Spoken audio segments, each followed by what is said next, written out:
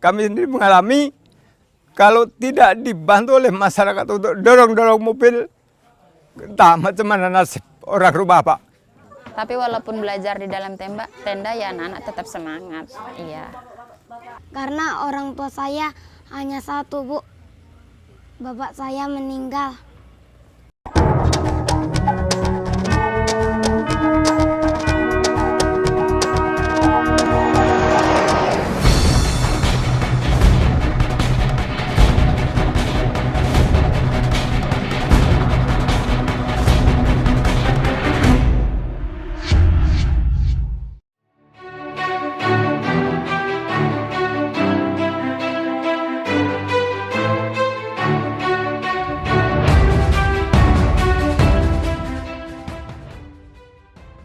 Tempat tinggal kami memang daerah sangat terpencil, namanya Dusun Simpang Semangko, Kelurahan Sungai Bengkal di Provinsi Jambi. Ada 40 kepala keluarga di sini, kebanyakan bekerja sebagai petani dan buruh di perusahaan tambang. Manfaatnya untuk warga Simpang Semangko RT 17 Kelurahan Sungai Bengkal ini, untuk anak-anaknya sekolah yang selama ini ditempuh dengan jarak 15 kilo, kemudian terbuka dengan adanya jalan yang dibuka oleh TNI ini, TMMD ini menjadi 5 kilo, sudah sampai di sekolah.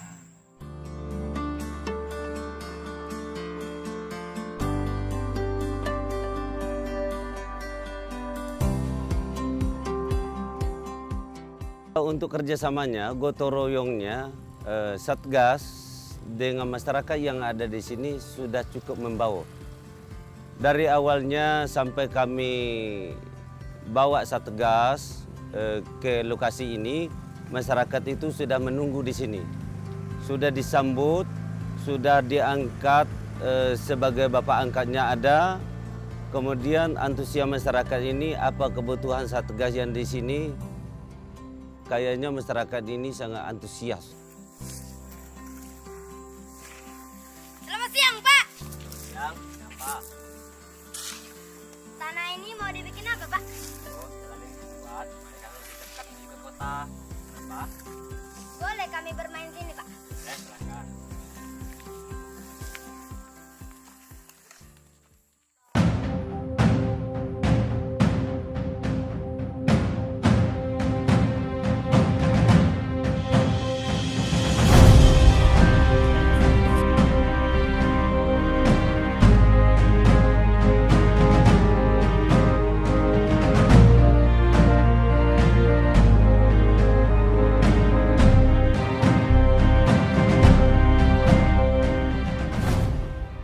Jadi dari jarak 15 kilo yang kondisi mereka sebelumnya tempuh, dengan dibukanya TMMD ini, mereka hanya tinggal jaraknya lebih kurang 5 kilo.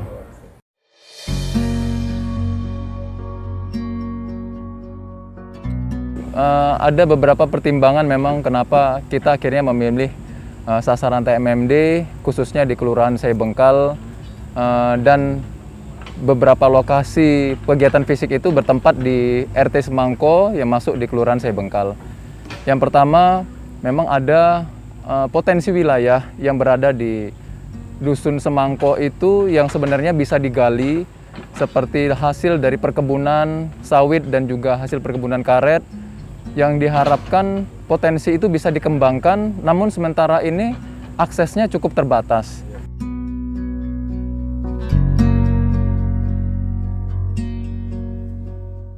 Kita tidak akan berhenti di sebatas program TMMD yang 112 ini. Jadi jalan yang sudah dibuka itu kita akan tingkatkan nanti menjadi pengerasan.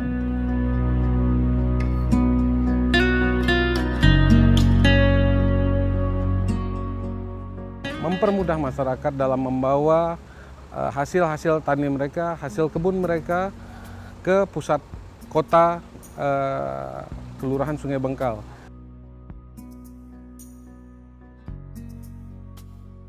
Pak, cepat. Bahkan selama ini kami sendiri pernah menjadi korban, yaitu orang rumah. Orang rumah itu pernah sakit waktu malam jam 12 malam. Kami sendiri mengalami, Pak.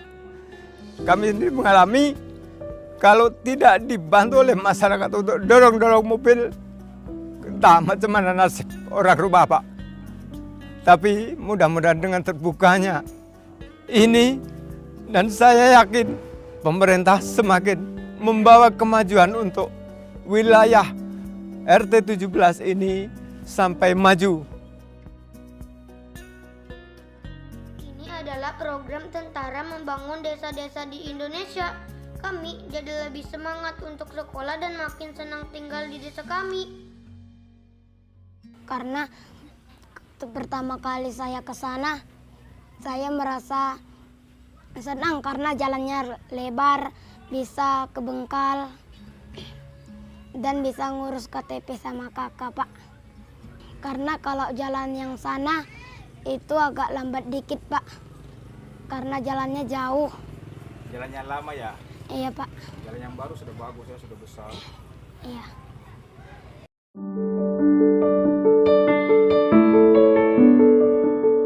Ada beberapa sasaran fisik yang lain juga yang kita lakukan dalam program TMMD ini. Seperti yang pertama adalah rehab masjid yang berada di RT Dusun Semangko. Sudah lama masjid kami atapnya bocor. Kalau hujan, air masuk ke dalam masjid. Lantai masjid pun sudah rusak. Jadi, kalau kami beribadah di masjid sering terganggu. Kemudian rehab sekolah dasar perintis.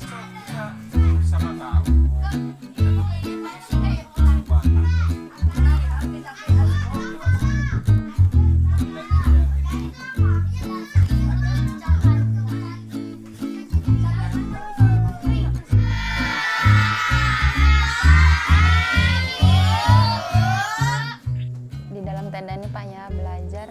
Kendalanya ya cuma satu, kalau tendanya digulung ke atas nih yang bagian samping-sampingnya, anak-anak matanya kesana kemari melihat orang lewat kan. Nah kalau dia diturunkan, anginnya tuh apa ya, bertebaran gitu kan, papan tulisnya jatuh. Sekolah itu Pak kalau sudah hujan, airnya masuk ke dalam Pak, kalau sudah deras. Akhirnya lumpur juga masuk Pak, karena kan kami datarannya rendah nih. Nah, akhirnya kami nggak bisa di dalam kelas pakai sepatu. Kami harus kaki ayam, celana digulung-gulung, kan rok digulung-gulung seperti itu. Berarti murid-murid juga buka sepatu? Buka Pak, buka sepatu. Terkadang kami terlambat belajar. Tapi walaupun belajar di dalam tenda ya anak-anak tetap semangat. Iya.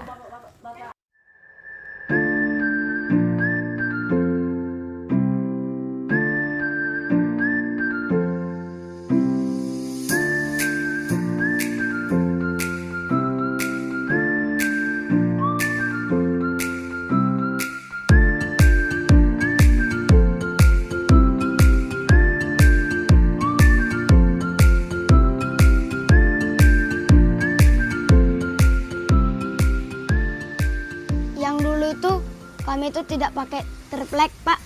Kotoran burung itu masuk ke dalam kelas kami, menempel di meja. Kami membersihkannya, Pak. Dan setiap kalau hujan masuk ke kelas kami itu banjir, Pak. Karena hujan itu terlalu deras, Pak. Kami harus membersihkan kelas kami. Sekarang udah enak lah, Pak, karena udah dikasih triplek di atasnya, udah ditutup ruangan atasnya, sengnya pun tidak bolong. Yang tadinya kelasnya buruk, papannya nggak beraturan Pak ya, terus tuh jendelanya pakai jaring-jaring gitu kan, sekarang kan udah ada kacanya gitu, nah, lebih semangat lah Pak, jadi lebih fresh. Nah seperti itu Pak.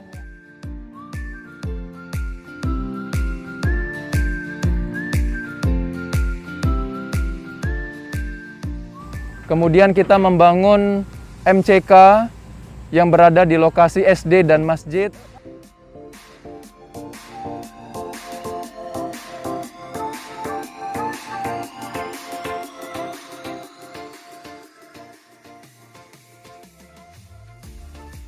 Kami di desa senang berolahraga, tapi tidak punya lapangan khusus untuk olahraga. Teman-teman, kita lihat bermain bola. Ayo, kita main.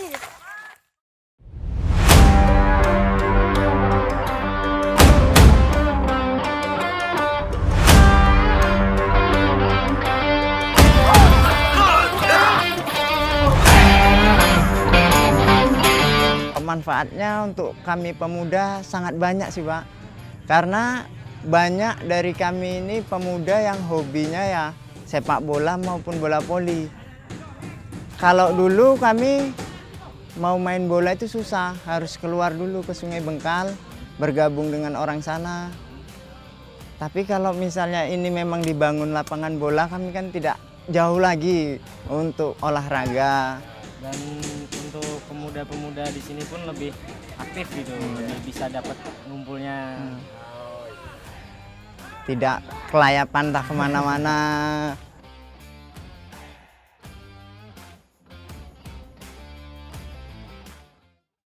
Kemudian kita juga melakukan perehapan atau lebih mendekati pembangunan salah satu guru honorer yang mengajar di SD Perintis ini.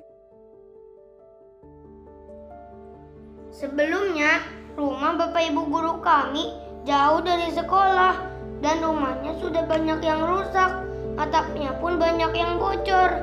Sekarang, Bapak Ibu guru kami bisa beristirahat di rumah dengan baik. Saya kebetulan tinggal di kebun.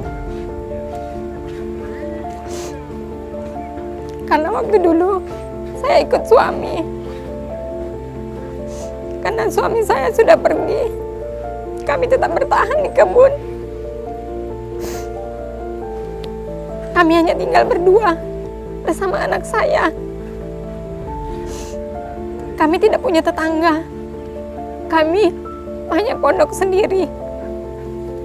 Jadi terkadang kalau di malam hari saya tidak akan bisa tidur nyenyak karena saya seorang wanita. Terkadang ada rasa takut.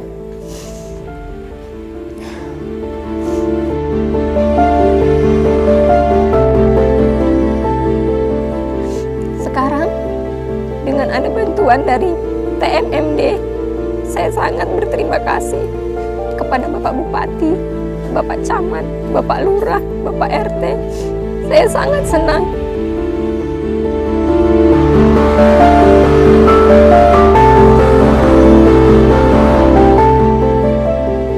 Saya sangat berterima kasih juga kepada Bapak-Bapak TNI yang tidak kenal lelah, tidak kenal panas, tidak kenal hujan. Mereka bekerja, saya tidak bisa memberikan apa-apa kepada mereka. Hanya ucapan terima kasih yang saya dapat berikan.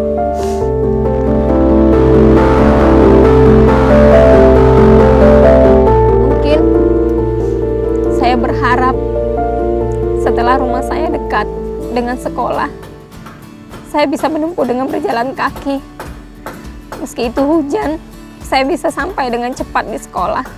Tidak seperti tempat saya di pondok saya yang dahulu.